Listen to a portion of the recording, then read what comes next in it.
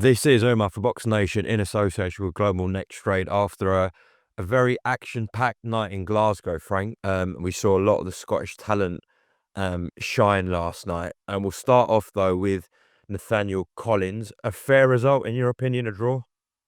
No, I thought he won it, but I thought, but I'm going to tell you the truth. I thought, what's his name, the opponent, I thought was brilliant. I thought he boxed really well. He come to fight. It was a close fight, but I thought that he won a lot of the early rounds. I had him winning first 5 rounds, 6. He lost, and then you could split the others up. So I thought he won it by the worst by a couple of rounds. But listen, it is what it is. Both of them expressed that they'd be happy to do the rematch next. Is that what you think will happen? We will see. I mean, listen, it deserves one, doesn't it? I mean, it was a fabulous fight, and what a game Soddy was in the other guy's backyard. I mean, he really, really came to fight the Spaniard and give everything, and I take my hat off to him. But it was a fantastic fight, and it came across as a great atmosphere as I was watching it on TV.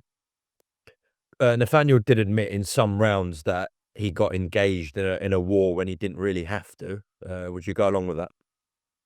Yeah, I get that. I understand that, but that's the fight game. You know, when you've got a guy who's determined, you know, people moan. I say moan. You know, when you get opponents come over and they just come here, take the paycheck and go. This guy come and he didn't want to lose his title, and he didn't want to lose the opportunity for the obvious reason that the winner was going to get a shot at the title. You know, for it's a final eliminator for the BC title. So, you know, that was there was a lot at stake, and it was one of those fights that's got a candidate for fight of the year.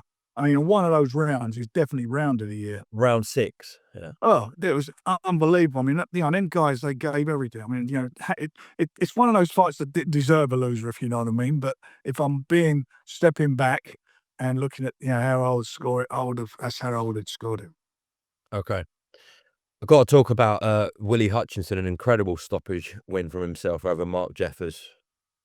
I'll tell you what, I mean, you know, when he settles down and does what he's got to do in the gym, and it shows what he can do in the ring. I mean, that's why we believed in him and always, you know, worked hard with him. And, you know, he's got everything.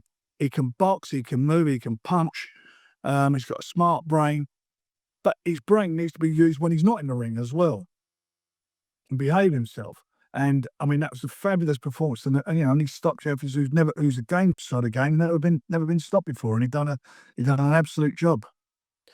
I did say this to Willie Hutchinson straight after. I said, now you've had this win, is it really about keeping the momentum up and building off this? And he said he sorted his life out over the last 12 months, and now really is the time to get serious about his career. Right, so I was saying, you know, he's come out of that at the right time as well. He's put a fabulous sterling performance in, and we've got a big show in Manchester with all their light heavyweights on. So, you know, the winners will all be fighting each other. So some great fights to be made, and he's well and truly in that mix. You know, well and truly out, and deserves to be. Yeah, certainly off the back of last night, definitely. The one that everyone was talking about ringside, even though it only lasted 1 round, was your new star boy, Joe Carrian. This guy's going to go all the way, surely, Frank. Well, I'll tell you what, look, I don't want to put a lot of pressure on him. You know, we signed him for a reason, and I love signing guys when they're young. You know that. He's got plenty of confidence. There's no doubt about that. He's got a lot of charisma around about him, and he can fight. He can fight the boy. He's got fast hands. He's got good reflexes. He got cut, and he didn't panic. I didn't like the way he poured it a couple of times, because all you do, you're making it worse when you're pouring it and pulling the skin apart. But that's all about learning his trade, and he came through it. And I predict a real big future for him if he carries on doing what he's capable of doing. I loved it. Obviously, the 2 guys I've just mentioned there, and Hutchinson and Carrigan, Shelley Finkel manages them. Yeah, your good friend, he was there last night as well. I know. And he wouldn't be, you know, getting involved for no reason. I think he knows how special Joe Carrian is as well, Shelley. He does, and you know, we work together, and we've been friends for a long time, and you know, we're 2 old guys. I think between us, we're 150 odd years old. So, you know, it's we bring a lot to the table between us for any fighter of experience and knowledge. Definitely. I was thinking more 170 maybe, not 150, but I'm always making out I'm younger than I am. Um, who else stood out for you on the card, Frank? I thought Aston Brown had a very, very good win. I thought he had an excellent win. You know, when you look at all these trials and tribulations and, you know, how he came through that, it was a good performance. He's a natural mover, a natural boxer, a natural mover. And, you know, his age is what it is, but he's not got miles on the clock in the ring. He's got miles on the clock out of the ring for some of the things that he's got up to in the past. But he seems to have settled down, and he's got a great chance of, you know, fighting for a. He's certainly fight for a British title, and I hopefully go on from there. But it's, you know, I liked him. I liked his performance. I thought O'Doherty had a really good win. I thought, you know, it was just. He just boxed really well. He boxed really well. I mean, you know, it's a game. To go in the other guy's backyard, and he put a sterling performance in. As soon as that bell went, he went out there as an away fighter and went and stamped his authority on the fight against a good undefeated fighter, and done a fabulous job against Glasgow. Yep. Was it the right choice at that point to throw the towel in Blacken's corner? Oh, look, his trainer's a very good trainer. I was listening to him as well in the corner. You know, when he was talking to Willie. I mean, you know, he's a very, very smart guy, and he reads fights well, and he's there to do the best for his fighters, and he'd done what he had to do for his fighter, and he picked the right moments to do that, and you take your hat off to him. It's always better to fight another day. Yeah, sure. Mention as well to Marcus Sutherland with a brilliant first round stoppage win. Reminds me like a Scottish Nick Bull. Did he do well?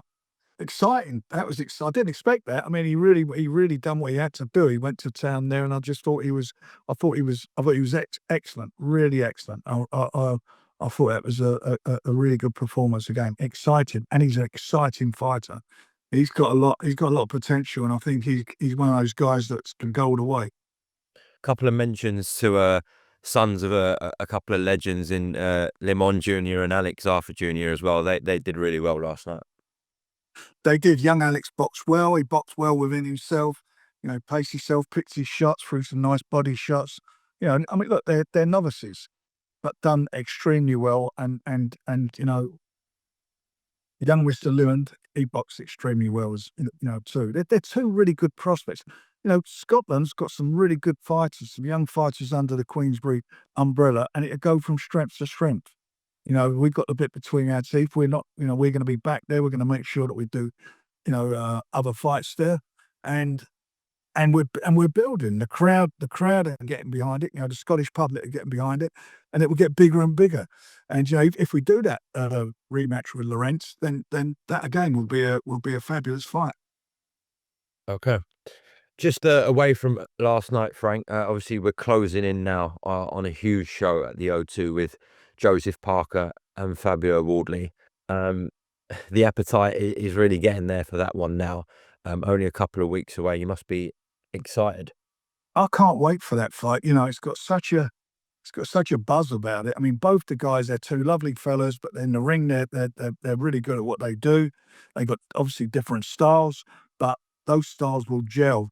And I'm telling you, there will be no backward step from either of them until one of them catches the other and prevails. I really don't see this fight going the distance at all.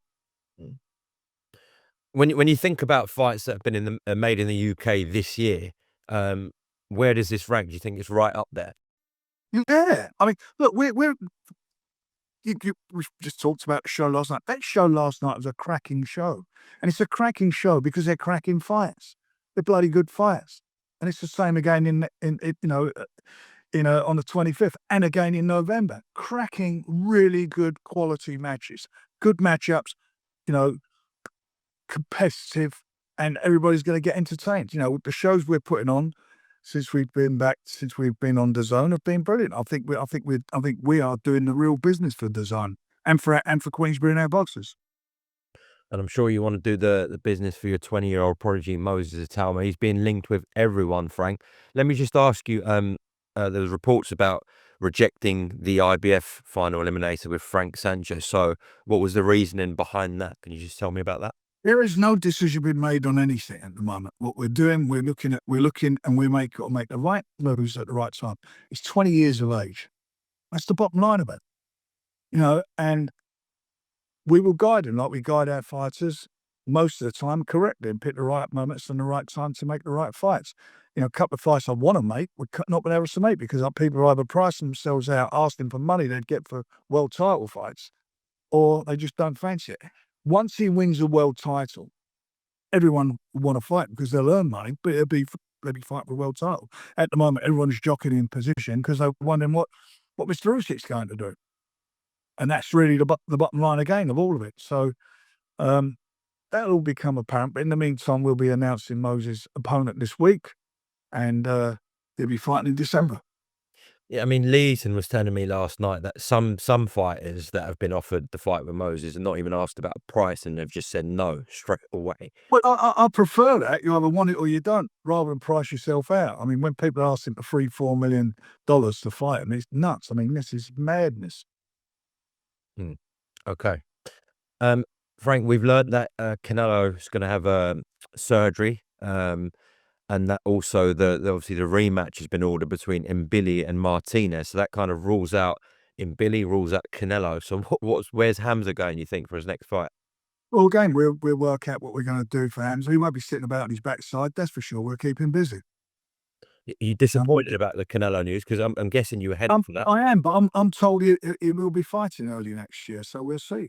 But you know, Hamza's there. Hamza's in a good position. He's done a fantastic job on that really good event out in New York. He's got an audience there, and you know, he will be in big fights. There's no doubt about that. He'll be involved in big fights.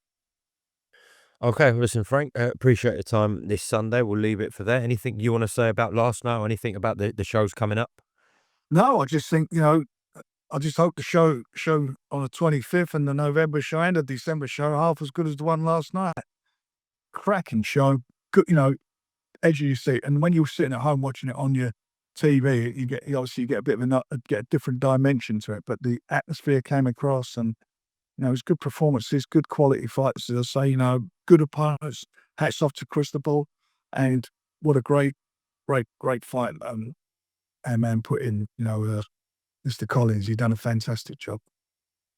He's going to be a star. He's going to be a star. He can fight. Don't you worry about it. He'll learn from it, right? He'll learn from it. So he's got a good boxing brain. Okay, Frank Warren, thank you very much for your time, and I will next see you when I'm looking at you. You certainly will.